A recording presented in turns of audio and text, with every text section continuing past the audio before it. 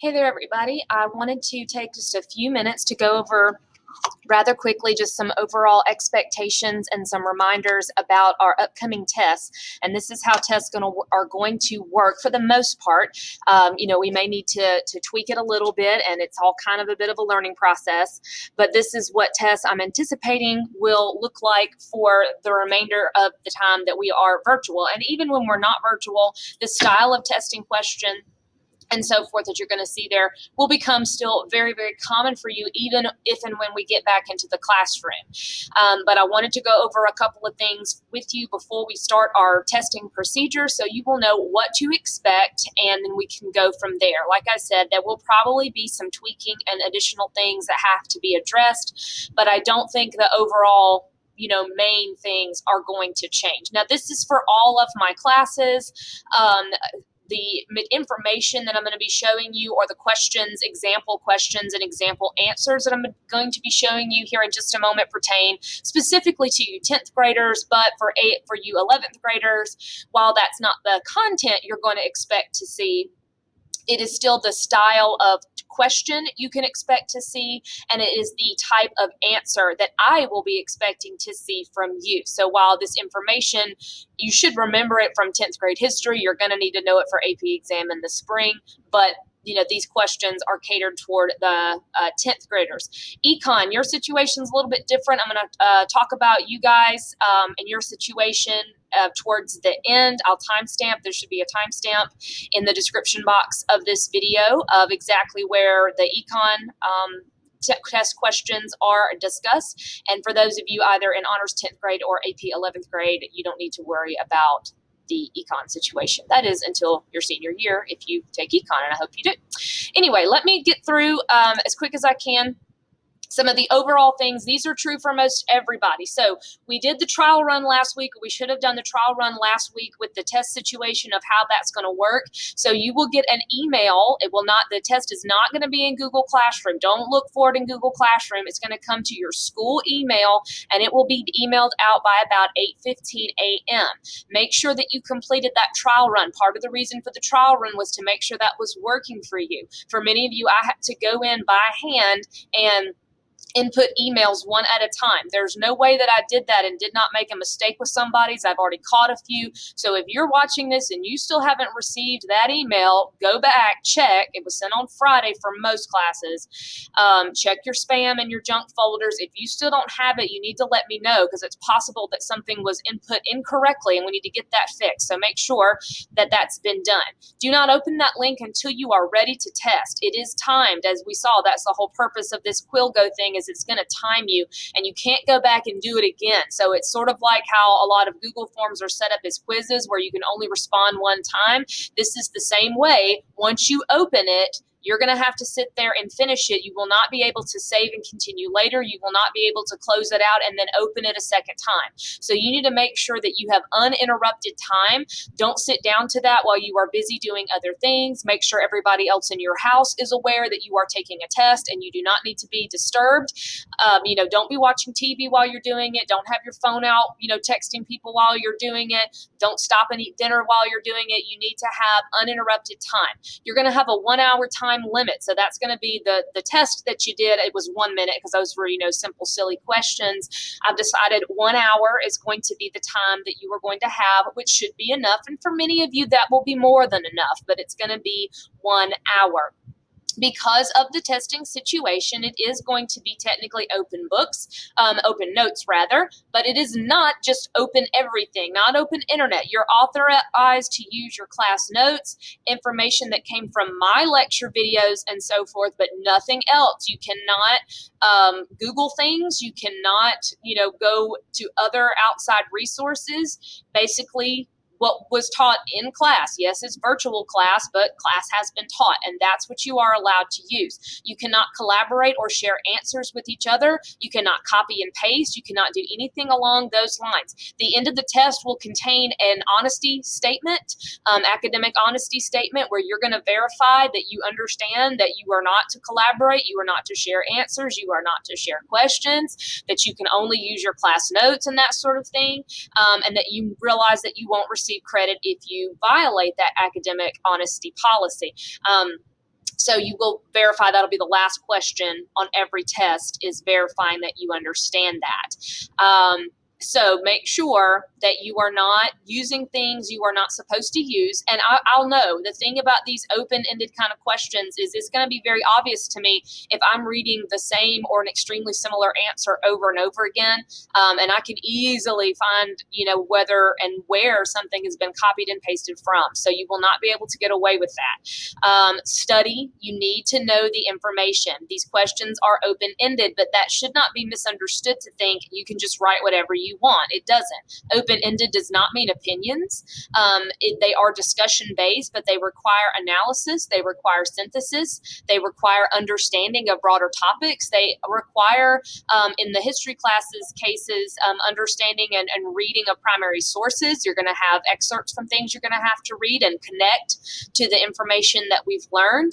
It is not just regurgitation of facts. You are not going to see describe Christopher Columbus. You are not going to see describe the Populist Party. It's going to be something that is far more in-depth than that. 11th graders that had me last year know the kind of thing you might expect.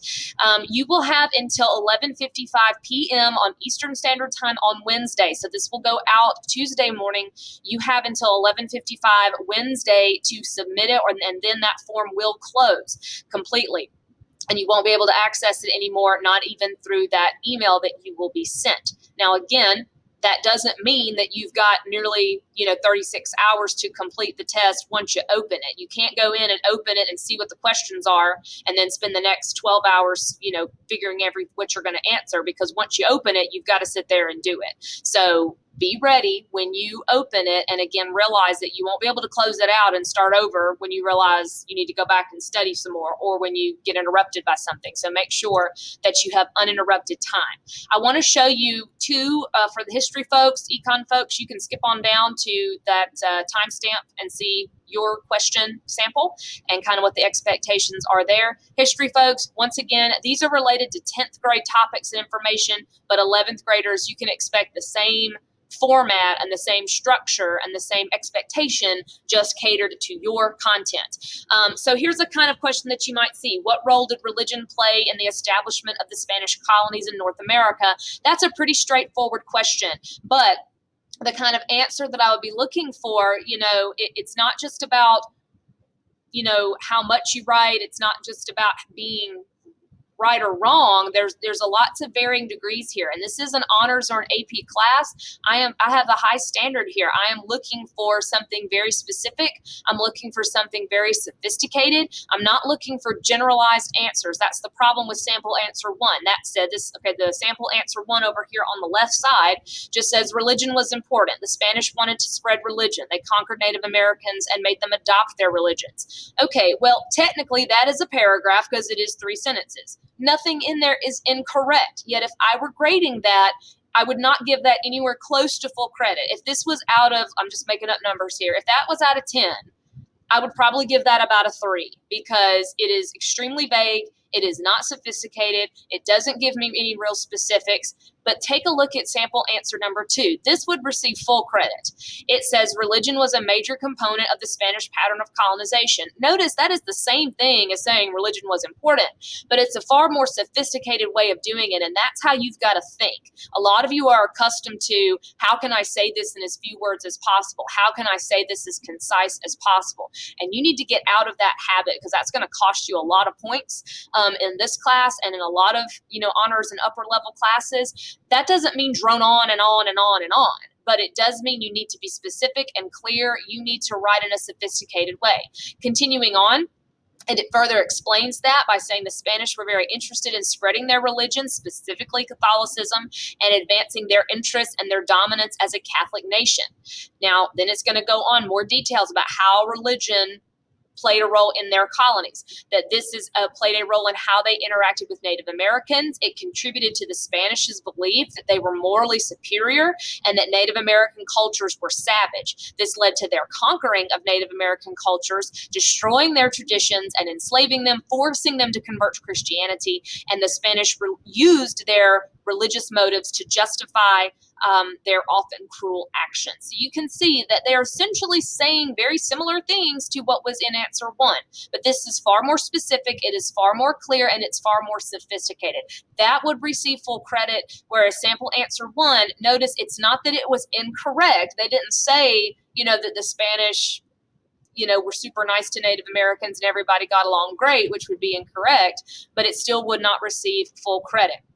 Now, let me show you another one, because you are also going to have questions. In fact, you'll probably have more questions like this, where you have some kind of what the AP world calls a stimulus. Okay, a stimulus is something like this, where in this case it's an image. It could be a map. It could be a graph. It could also be, and some of them I guarantee you will be, primary documents, excerpts from primary documents that you have to read. Oftentimes they're conflicting views, where people are saying some rather different things, and you have to point out what's different about them and then sort of back up or debunk some of the things, different things like that.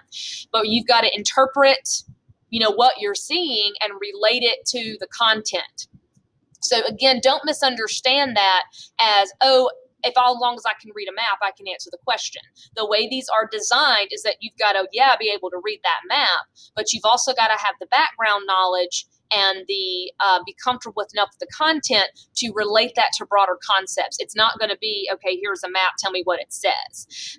Same thing like this image here. The question here is not describe this image. It is explain one historical development that led to what's depicted in the image, and then explain a historical development that resulted from what's depicted in the image. So not only do I need to be able to look at this image and figure out what it is, I need to understand, in this case, cause and effect. And this shows me, it says engraving of a sugar plantation in the Spanish Caribbean, 1595. So I know this has to do with sugar production in the Spanish colonies in the 1500s. Roughly that's about 70 so years or something after Cortez and all of that. Okay, so I'm going to show you two different responses. Just like last time, it's not that the first one is wrong, it just does not do it very well, doesn't answer the question very well, and the second one does do it quite well and is far more specific. So the first one says the image depicts people, probably slaves, growing sugar on a sugar plantation in the Caribbean. Now that, again, technically not wrong, but one, unnecessary. It's just describing what that image looks like, and that's not what the question's asking you. It didn't say, hey, what is this showing us? This asked about cause and effect. Then they say this happened because Europeans colonized Central America. The result of this was the takeover of Native Americans and the establishment of European rule in these areas. Again, nothing about that is technically incorrect, but it doesn't quite do exactly what the question prompted, and furthermore, it's not specific, and it does not show a deep understanding of the content that really is in there, what really needs to be unpacked from that image. The second answer does. Here it says the arrival of Europeans to the Americas and their subsequent conquering of Native American populations led to the scene in the image above. So that fact that the Europeans came over and took over these people led to scenes like this, where we see what are most likely Native Americans, being forced into labor. The Spanish used Native Americans as slave labor to mine and grow labor-intensive crops such as sugar before beginning to import large numbers of African slaves. Now here's the effect part. Remember, the second part of the question was about the effect. The use of Native American labor dwindled as Native American populations continued to decline due to disease, and the Spanish wanted more labor to grow more sugar. Thus, they soon start importing African slaves, and you have the beginning of the transatlantic slave trade. So that one, let me go back, talked about a development that led to what's depicted, and then what happened because of that, because of the decline of these laborers, or these slaves, Native Americans being used as slaves. They turn to another source of labor, and you get the slave trade. So again, it's not just tell me what's going on here. It is understanding what's going on here, but then explaining what caused it and what resulted from it. So it's not about, and I get a lot of questions about length, how long does it have to be? I like to say that it has to be complete. It just has to be complete. Notice this is not hugely long. None of the test questions you're going to see for now are they going to be what you would call a long essay.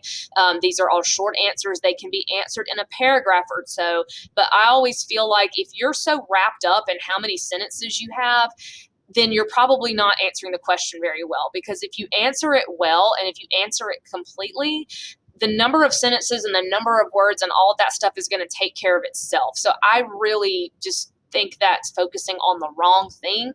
And if you focus on the right things, all that other technical stuff will fall into place. Now I'm going to talk about AP Econ for a sec. So those of you in history you're finished. You can close out at this point. You don't need to see or hear this part. It doesn't really pertain to you. AP Econ folks, welcome back. Hope you're still watching, or hope you just click the timestamp and now you're back in.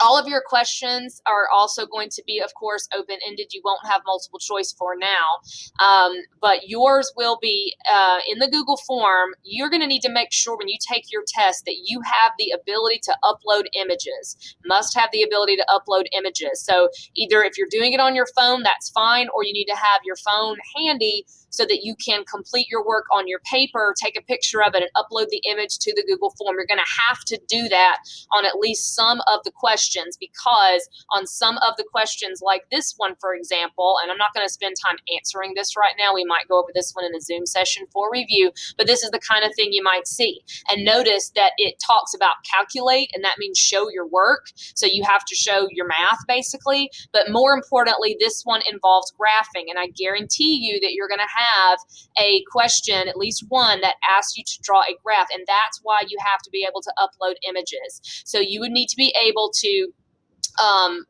write down on your paper, put in your graph just like it says so here, calculate your opportunity cost, tell me who's got absolute and comparative advantage, and then we didn't talk about terms of trade yet, but finish all the parts of the question, and then you would upload your response. There will probably be some where you will not have to have the ability to upload, where it may just ask you to define and describe stuff. If it's one where it's not asking for calculations and it's not asking for graphs, I may just open that up to you just typing in an answer. But just make sure you realize you're going to have a way to upload pictures, and make sure things are working well, because you don't want errors or problems to run into your time limit. I wish Google Forms let you decide if you want to upload a picture or not, but it doesn't, so I have to set that one way.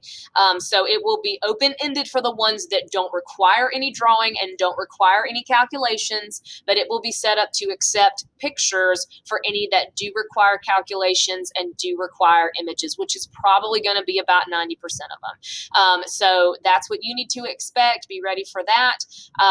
You do not, the AP exam does not allow you to use a calculator. Now, technically, I can't stop you because I'm not there to stop you, but you should not need one, because the arithmetic involved shouldn't be very difficult.